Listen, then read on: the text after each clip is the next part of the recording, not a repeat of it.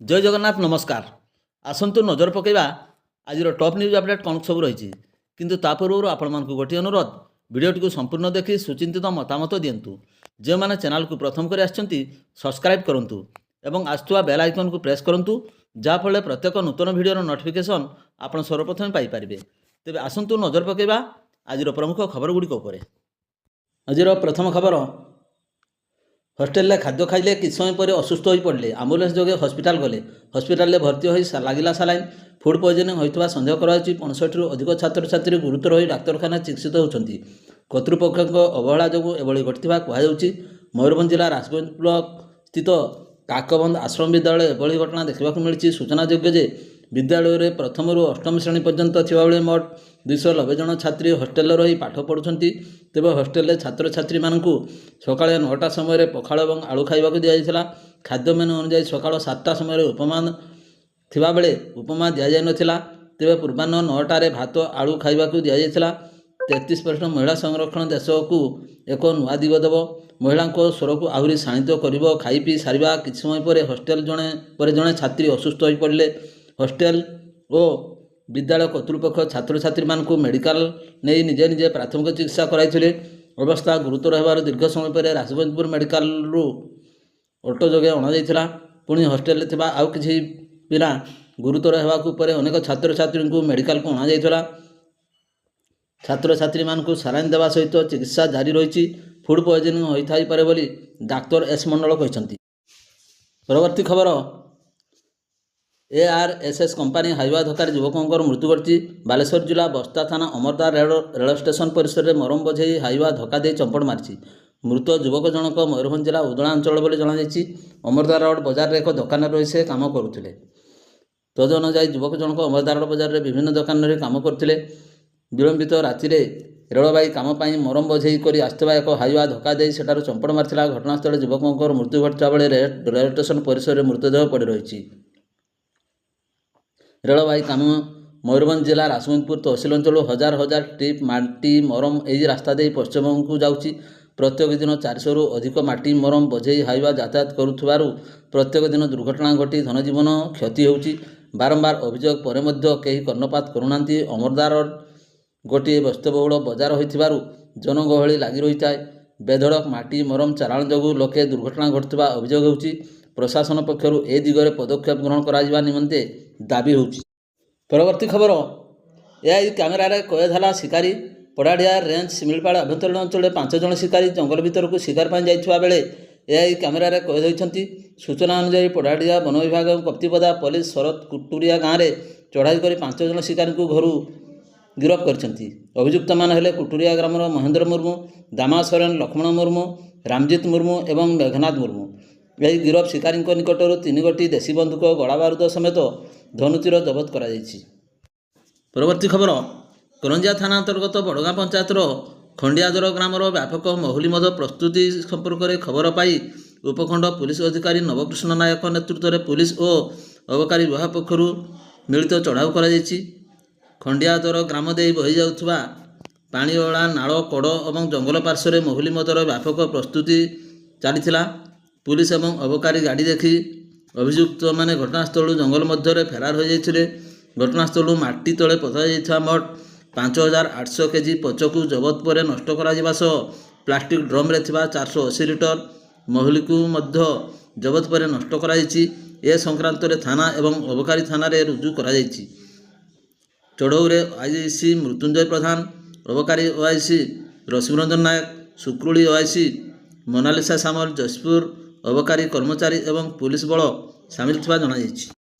परवर्ती खबर बहलदादी अतिक्रम करता 220 नंबर रांची विजयवाड़ा जातीय राजपथ बहलदा निकटवर्ती निमढी मुख्य रास्ता रविवार राति प्राय 8:45 समय तिरिंगपटू आसुवा एक अल्ट्रा क्राफ्ट एवं बहलदा पटू तिरिंगाड़ को जाऊथुबा एक टाटा मैजिक भ्यान मध्य मुहांमुही धक्का हेबारु भ्यान रे थिबा जैनिक युवकों घटनास्थल मृत्यु घटी। सूचना मुताबक 2 गाड़ी मध्य धक्का हेबारु टाटा मैजिक भ्यानटी ओलटी पड़ता। से चापी हो भ्यान रे थिबा जन युवकों मृत्यु होती। मृत युवक जनक घर तिरिंग थाना अंचल पंडुपाणी इलाकार बोली जमापड़ी। सूचनायोग्य दुर्घटना अन्य 3 जन आहत होती। बहलदा पुलिस घटनास्थल को जाई तदंत जारी रखी। ପରବର୍ତ୍ତୀ ଖବର ଖୁଣ୍ଟା ଥାନା କାଦପରସା ଗ୍ରାମର ବାଳକ ରାମ ମାରାଣୀଙ୍କ ପତ୍ନୀ ପାର୍ବତୀ 45 ବର୍ଷଙ୍କର ମୃତ୍ୟୁ ଘଟଣାରେ ଖୁଣ୍ଟା ପୋଲିସ ଏକ ଅପମୃତ୍ୟୁ ମାମଲା ରୁଜୁ କରିଛି। ଏତଲା ଅନୁସାରେ ପାର୍ବତୀ ରବିବାର ସକାଳେ ପୋଖରୀକୁ ଗାଧୋଇବାକୁ ଯାଇଥିଲା ବେଳେ ତାଙ୍କର ମୃତ୍ୟୁ ହୋଇଥିଲା। ତାଙ୍କୁ ଖୁଣ୍ଟା ଡାକ୍ତରଖାନାକୁ ନିଆଯାଇଥିବା ବେଳେ ଡାକ୍ତର ତାଙ୍କୁ ମୃତ ଘୋଷଣା କରିଥିଲେ। ଉଦଳାରେ ମୃତଦେହ ବ୍ୟବଚ୍ଛେଦ କରାଯାଇ ପରିବାରବର୍ଗଙ୍କୁ ହସ୍ତାନ୍ତରିତ କରାଯାଇଛି। ପରବର୍ତ୍ତୀ ଖବର ସାନମୁଣ୍ଡାବଳି ପଞ୍ଚାୟତ ସାରାସଳ ଗ୍ରାମର ସଞ୍ଜୟ ବେହେରା ବୟସ 32 ବର୍ଷ ସପରିବାର ଶନିବାର ରାତିରେ ଖାଇ ପିଇ ଶୋଇଥିଲେ। ଅଜବେଷ୍ଟର ଛାଉଣି ଥିବା ଝାଟିମାଟି ନିର୍ମିତ ଘରର ମାଟି କାନ୍ଥ ଅକସ୍ମାତ୍ ସେମାନଙ୍କ ଉପରେ ପଡ଼ିଯିବାରୁ ପତ୍ନୀ ଏବଂ ତାଙ୍କ ସହ ଶୋଇଥିବା 3 ବର୍ଷର ଶିଶୁପୁତ୍ର ଅଳ୍ପକେ ରକ୍ଷା ପାଇଯାଇଛନ୍ତି। ହେଲେ ସଞ୍ଜୟ ଗୁରୁତର ହୋଇପଡ଼ିଥିଲେ। ଗ୍ରାମବାସୀମାନେ ଘର ଭିତରୁ ତାଙ୍କୁ ତୁରନ୍ତ ଉଦ୍ଧାର କରି ଆମ୍ବୁଲାନ୍ସ ଯୋଗେ 12 ମାଇଲସ୍ଥ କିଷାନତାଣ୍ଡି ଡାକ୍ତରଖାନାକୁ ନେଇଥିଲେ। ଅବସ୍ଥା ଗୁରୁତର ହେବାରୁ ବାରିପଦା ମୁଖ୍ୟ ଚିକିତ୍ସାଳୟକୁ ସ୍ଥାନାନ୍ତରିତ କରାଯାଇଛି। ପରବର୍ତ୍ତୀ ଖବର ଜିଲ୍ଲାର ସର୍ବବୃହତ ବ୍ଲକ ବଡ଼ସାହି ହୋଇଥିବାରୁ ବ୍ଲକ ସଦର ମହକୁମାରେ ଥିବା ଗୋଷ୍ଠୀ ସ୍ୱାସ୍ଥ୍ୟକେନ୍ଦ୍ର ବିଭିନ୍ନ ସମସ୍ୟା ଦେଇ ଗତି କରୁଛି। ବ୍ଲକର ବିଭିନ୍ନ ଅଞ୍ଚଳରୁ ବହୁ ରୋଗୀ ଚିକିତ୍ସା ତଥା ନିଜର ନମୁନା ପରୀକ୍ଷା ପାଇଁ ସ୍ୱାସ୍ଥ୍ୟକେନ୍ଦ୍ରକୁ ଦୌଡ଼ି ଆସୁଥିବା ବେଳେ ଅବ୍ୟବସ୍ଥା ମଧ୍ୟରେ ତଥା କର୍ମଚାରୀ ଅଭାବରୁ ହଇରାଣ ହୋଇ ରୋଗୀମାନେ ସ୍ୱାସ୍ଥ୍ୟକେନ୍ଦ୍ର ପରିସର ବାହାରେ ଖର୍ଚ୍ଚାନ୍ତ ହୋଇ ପରୀକ୍ଷା କରାଉଛନ୍ତି। ଜଣେ ସ୍ଥାୟୀ ଲ୍ୟାବ୍ ଟେକ୍ନିସିଆନ୍ ନଥିବା ବେଳେ ରୋଗୀମାନେ ନାହିଁ ନଥିବାର ଅସୁବିଧାର ସମ୍ମୁଖୀନ ହେଉଛନ୍ତି। ସ୍ୱାସ୍ଥ୍ୟକେନ୍ଦ୍ରରେ ଥିବା ଜଣେ ଲ୍ୟାବ୍ ଟେକ୍ନିସିଆନ୍କୁ ଅନ୍ୟତ୍ର ବଦଳି କରି ମୁଖ୍ୟ ଡାକ୍ତରଖାନାରୁ ଜଣେ ଲ୍ୟାବ୍ ଟେକ୍ନିସିଆନ୍କୁ ଆଣି ଅବସ୍ଥାପିତ କରାଯାଇଛି। ସ୍ୱାସ୍ଥ୍ୟକେନ୍ଦ୍ରରେ 300 ରୋଗୀ ଚିକିତ୍ସିତ ହେଉଥିବା ବେଳେ ସେଥିମଧ୍ୟରୁ 80 ଜଣ ରୋଗୀଙ୍କ ବିଭିନ୍ନ ନମୁନା ଦୈନିକ ପରୀକ୍ଷା ଏକାକୀ କରିବା ସମ୍ଭବପର ନୁହେଁ। ଏହି ଗୋଷ୍ଠୀ ସ୍ୱାସ୍ଥ୍ୟକେନ୍ଦ୍ରକୁ ଏପରି ବୈମାତୃକ ମନୋଭାବ ପୋଷଣ ସାଧାରଣରେ ପ୍ରଶ୍ନବାଚୀ ସୃଷ୍ଟି ହୋଇଛି। ଏଥିପ୍ରତି ଜିଲ୍ଲା ମୁଖ୍ୟ ଚିକିତ୍ସାଧିକାରୀ ଦୃଷ୍ଟି ଦେବାକୁ ସାଧାରଣରେ ଦାବି ହେଉଛି। ପରବର୍ତ୍ତୀ ଖବର ବେତନଟୀ ଥାନା ଅଧୀନ 18 ନମ୍ବର ଜାତୀୟ ରାଜପଥର ପୁରୁଣା ଦମକଳ କେନ୍ଦ୍ର ନିକଟରୁ ବେତନଟୀ ପୋଲିସ ଗୋଟିଏ ବାଇକ୍ ଜବତ କରିବା ସହ ଏଥିରେ 2ଟି ବସ୍ତାରେ ଥିବା ଗଞ୍ଜେଇ ପ୍ୟାକେଟ୍ ମଧ୍ୟ ଜବତ କରିଥିବା ସହିତ ଜଣେ ଯୁବକଙ୍କୁ ଗିରଫ କରିବାରେ ପୋଲିସ ସଫଳ ହୋଇଛି। ପୋଲିସ ବିଶେଷ ସୂତ୍ରରୁ ଖବର ପାଇ ଜାତୀୟ ରାଜପଥରେ ଜଗି ରହିଥିଲା। ଗଞ୍ଜେଇ ଯାଉଥିବା ବାଇକ୍କୁ ସନ୍ଦେହ କରି ଅଟକାଯାଇଥିଲା। ବସ୍ତାଗୁଡ଼ିକ ଖୋଲା ଥିବାରୁ ସେଥିରେ ଗଞ୍ଜେଇ ଥିବା ଜଣାପଡ଼ିଥିଲା। ବେତନଟୀ ଥାନା ଅଧିକାରୀ ପଙ୍କଜ ପିଙ୍ଗୁଆ ସଦଳବଳେ ଏହି ଗଞ୍ଜେଇ ଯାଉଥିବା ଖବର ପାଇ ଜଗି ରହିଥିବା ସନ୍ଦେହରେ ଉକ୍ତ ବାଇକ୍କୁ ଅଟକାଇଥିବା ସହ ଅଭିଯୁକ୍ତଙ୍କୁ ଧରିବାରେ ସକ୍ଷମ ହୋଇଥିଲେ। ଏହି ଚୋରା ଗଞ୍ଜେଇ ବ୍ୟବସାୟୀ ଜଣକ ହେଉଛନ୍ତି ବଡ଼ସାହି ଥାନା ଅଧୀନ ସୋରିଷକଠା ଗ୍ରାମର ମହେଶ୍ୱର ମହାଳିକର ପୁଅ ଶମ୍ଭୁ ମହାଳିକ ବୟସ 36 ବର୍ଷ ବୋଲି ଜଣାପଡ଼ିଛି। ଏଥିନେଇ ପୋଲିସ ଏକ ମାମଲା ରୁଜୁ କରି ଗିରଫ ଶମ୍ଭୁକୁ କଟଚାଣ କରିଛି। ଅଭିଯୁକ୍ତର ଜାମିନ ନାମଞ୍ଜୁର ହେବାରୁ ତାଙ୍କୁ ବିଚାର ବିଭାଗୀୟ ହାଜତକୁ ପଠାଇ ଦିଆଯାଇଛି। ଚୋରା ଗଞ୍ଜେଇ ଓଜନ ସମୟରେ ମାଜିଷ୍ଟ୍ରେଟ୍ ଭାବେ ଅତିରିକ୍ତ ତହସିଲଦାର ଈଶ୍ୱର ଚନ୍ଦ୍ର ରଣା ଉପସ୍ଥିତ ଥିଲେ। ଏହାର ଆନୁମାନିକ ମୂଲ୍ୟ 3 ଲକ୍ଷ ଟଙ୍କା ହେବ ବୋଲି ଜଣାଯାଇଛି।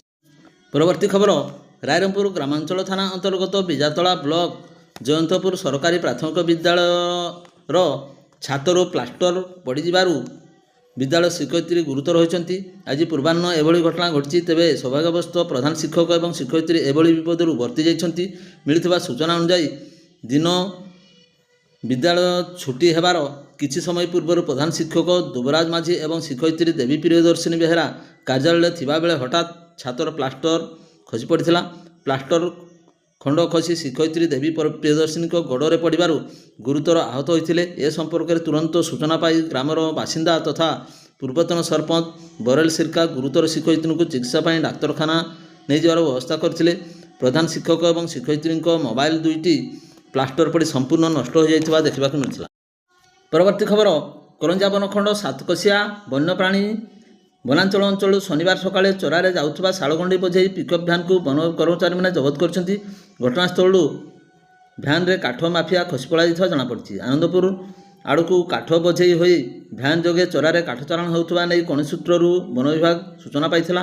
ସାତକୋଶିଆ ରେଞ୍ଜ ଅଧିକାରୀ ରବୀନ୍ଦ୍ରନାଥ ମହାନ୍ତଙ୍କ ନେତୃତ୍ୱରେ ଫରେଷ୍ଟର ଗୌତମ ମାହାନ୍ତ, ଫରେଷ୍ଟ ଗାର୍ଡ ସନତ କୁମାର ମହାନ୍ତ ପ୍ରମୁଖ ସକାଳ 5ଟା ସମୟରେ ନମ୍ବର 53 ରାଜ୍ୟ ରାଜପଥ ଠାକୁରମୁଣ୍ଡା ଆନନ୍ଦପୁର ରାସ୍ତାର ସାତକୋଶିଆ ହାଟ ଛକ ନିକଟକୁ କାଠ ଗଣ୍ଡି ବୋଝେଇ OR 01P 3168 ନମ୍ବର ବିଶିଷ୍ଟ ଭ୍ୟାନ୍କୁ ରାସ୍ତା କଡ଼ରେ ଅଟକାଇଥିଲେ।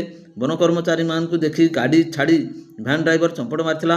ବନ କର୍ମଚାରୀମାନେ କାଠ ବୋଝେଇ ଭ୍ୟାନ୍କୁ ଜବତ କରି ସାତକୋଶିଆ ରେଞ୍ଜ କାର୍ଯ୍ୟାଳୟକୁ ଆଣିଥିଲେ। ସେଥିରେ 44.74 ସିଫ୍ଟି ପରିମାଣର 5 ଗୋଟି ଶାଳଗଣ୍ଡି ଥିବା ଜଣାପଡ଼ିଥିଲା। ଏହାର ଆନୁମାନିକ ମୂଲ୍ୟ 70,000 ଟଙ୍କା ହେବ ବୋଲି ବିଭାଗ ପକ୍ଷରୁ ସୂଚନା ଦିଆଯାଇଛି। ଏ ସଂକ୍ରାନ୍ତରେ ସାତକୋଶିଆ ବନ୍ୟପ୍ରାଣୀରେ ଏକ ମାମଲା ରୁଜୁ କରି ଅଧିକ ତଦନ୍ତ ଜାରି ରହିଛି।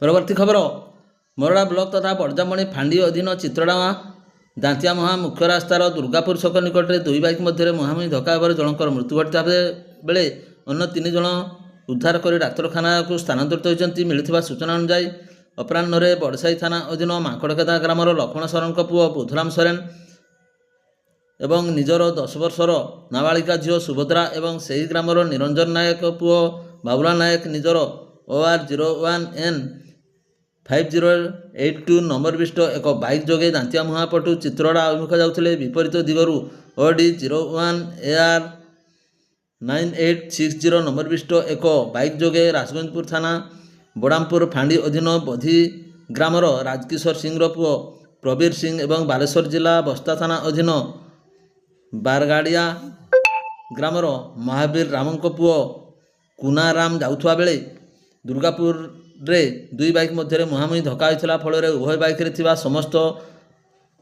ବ୍ୟକ୍ତି ଦୁର୍ଘଟଣାଗ୍ରସ୍ତ ହୋଇ ରାସ୍ତା ଉପରେ ଛିଟିକି ପଡ଼ିଥିଲେ। ଖବର ପାଇ ବଡ଼ଜାମଣି ଫାଣ୍ଡି ଅଧିକାରୀ ASI ଭାବଗ୍ରାହୀ ମହାନ୍ତ ଘଟଣାସ୍ଥଳରେ ପହଞ୍ଚି ସ୍ଥାନୀୟ ଲୋକଙ୍କ ସହାୟତାରେ ସମସ୍ତଙ୍କୁ ଉଦ୍ଧାର କରି ବେତନଟୀ ଡାକ୍ତରଖାନାରେ ଭର୍ତ୍ତି କରିଥିଲେ। ସେଠାରେ କାର୍ଯ୍ୟରତ ଡାକ୍ତର ବୁଧୁରାମଙ୍କୁ ମୃତ ଘୋଷଣା କରିଥିଲେ। ନାବାଳିକା ଝିଅ ସୁଭଦ୍ରାର ରକ୍ତ ବାନ୍ତି ହେବା ସହିତ ଅବସ୍ଥା ସଙ୍କଟାପନ୍ନ ଥିବାରୁ ପ୍ରାଥମିକ ଚିକିତ୍ସା ପରେ ତାଙ୍କୁ ବାରିପଦା ମୁଖ୍ୟ ଜିଲ୍ଲା ଡାକ୍ତରଖାନାକୁ ସ୍ଥାନାନ୍ତରିତ କରାଯାଇଥିଲା। ଅନ୍ୟମାନେ ଗୁରୁତରମାନେ ବେତନଟୀ ଡାକ୍ତରଖାନାରେ ଚିକିତ୍ସିତ ହେଉଥିବା ଜଣାପଡ଼ିଛି। ଭିଡ଼ିଓଟିକୁ ଶେଷ ପର୍ଯ୍ୟନ୍ତ ଦେଖିଥିବାରୁ ଆପଣଙ୍କୁ ଅଶେଷ ଅଶେଷ ଧନ୍ୟବାଦ।